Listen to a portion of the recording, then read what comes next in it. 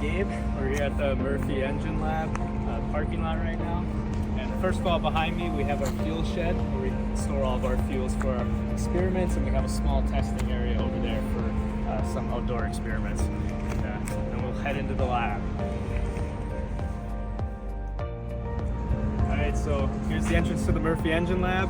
As you can see, we're set in the beautiful Como neighborhood.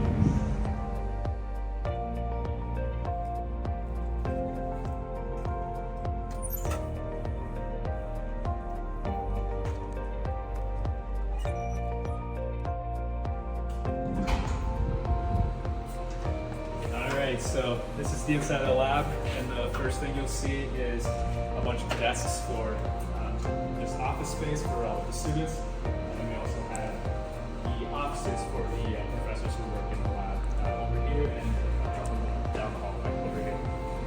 And then the rest of the lab opens up at a table right down here. Alright, so on my left side here we have all of the test cells for our experiments. We have 2 for Professor Biswas' lab, and then 3 more for Professor Northrop's lab. And on this side, the first thing we have is our sort of tool area, miscellaneous nuts and bolts. We just grab anything we need for our experiments. Alright, so we'll start in the first test cell for Professor Biswas' lab.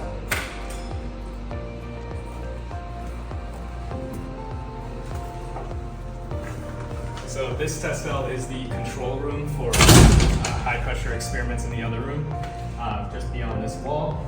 So we have all of our computers for controlling those. And then on this side, this is for our non-reactive experiments. We also have a bunch of instrumentation. As you can see, we have a spectrometer, and we're setting up a couple PIV lasers, and then we also have a picosecond laser with a variety of wavelengths in the back over there. And we also have a cabinet over here for all of our miscellaneous stuff and a lot of optical equipment.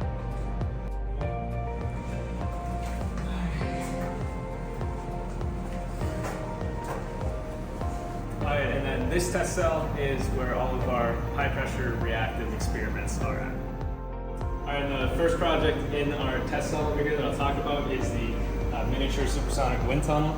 And so this wind tunnel over here we have the plenum, or the settling chamber, and then we have a converging diverging nozzle right here that's adjustable for various Mach numbers, and then we have our test section. And the test section, as you can see on the inside, has electrodes, and so this wind tunnel is for scramjet experimentation, and we use electrodes to do plasma flow control to see if we can benefit combustion through breaking up fuel in scramjet engines. So on the other side of the room from the wind tunnel, we have another project here that's funded by the Office of Naval Research, and this is for gas turbine combustion instabilities. And so what we have here is just the stand for our lab scale gas turbine combustor. We have some of the piping down here that's just been made. And so this will be assembled on this stand, and we're going to be using plasmas to try to sense and control combustion instabilities in gas turbines at high pressures. So here on this table, we have a high pressure chamber that's rated for 100 bar, and it's equipped with 4 sapphire windows. And in this, we study metal nanoparticle combustion, including aluminum and titanium. And we look at these fuels because they're energy dense and they're used as propellants in rockets. And we ignite these propellants using a high energy laser pulse from the top, here using some optics. And this creates a high temperature plasma inside of the chamber, sort of like inside of a rocket thruster. And through this we study ignition delay and heat transfer, and especially are looking at the accommodation coefficient using LII with 2-color pyrometry. Right, on this side of the room, on this table, we have a high pressure constant volume combustion chamber. And so we have the heating jacket on the outside, and on the inside we have the actual chamber. And this chamber is split up into 2 parts. We have a main chamber and a pre-chamber at the top, and this whole thing is very optically accessible from virtually every side, including the bottom. And so with this chamber, we study pre-chamber combustion, which enables lean operation of engines. And so the idea behind that is you combust a small amount of fuel inside of a pre-chamber, which is connected to the main chamber via a bunch of small holes. So it creates a bunch of jets going into the main chamber, and you can ignite at multiple sites in the main chamber. And this helps ignite the main chamber at lower equivalence ratios, and we can investigate ignition in the pre-chamber and ignition in the main chamber for large bore marine engines. So then we also look at using nanosecond repetitive plasma discharges in the pre-chamber in order to enhance the chemistry and improve combustion overall in these engines. And off to the side, we have a smaller constant volume high pressure chamber where we do plasma characteristic studies, and we can look at things like the gas temperature, electron temperature, and radical production from our plasma igniters. Alright, so here we have a rapid compression and expansion machine, and this is essentially like a single cylinder engine with a one-shot operation. And this is used to simulate engine-like conditions with control over the boundary conditions. And the unique part about this one is that you have an electro-hydraulic actuation system, and that's connected to a feedback motion controller to move the piston. And we can precisely control the piston position in real time. And through that, we're able to reach sane end of compression states with various trajectories. And in this whole facility, we investigate fuel chemistry and ignition delay, etc. And it's equipped with an optical combustion chamber. And similar to the other experiment, we study plasma-assisted pre-chamber combustion. And this has an optical pre-chamber, so we can see inside of that pre-chamber and use imaging such as OH chemiluminescence and Schlieren imaging to look at flame propagation into the main chamber.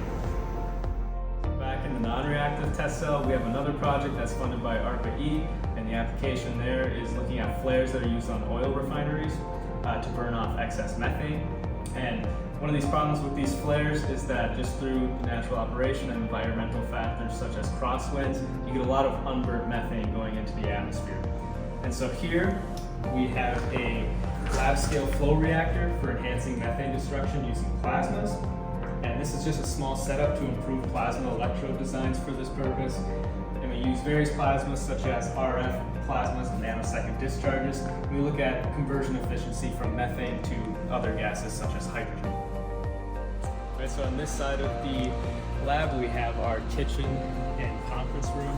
So we have a full kitchen with a fridge, microwave, espresso machine, and then this is our conference room where we hold group meetings.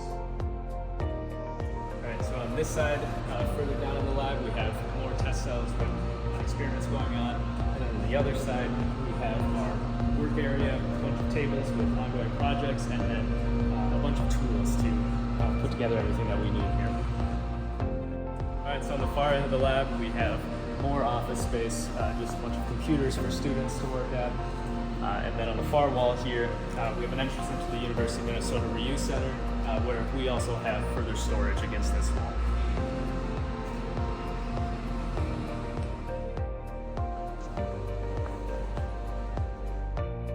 All right, I hope you enjoyed the tour. If you have any other questions about our lab, feel free to reach out to Professor Biswas or any of the graduate students in our lab.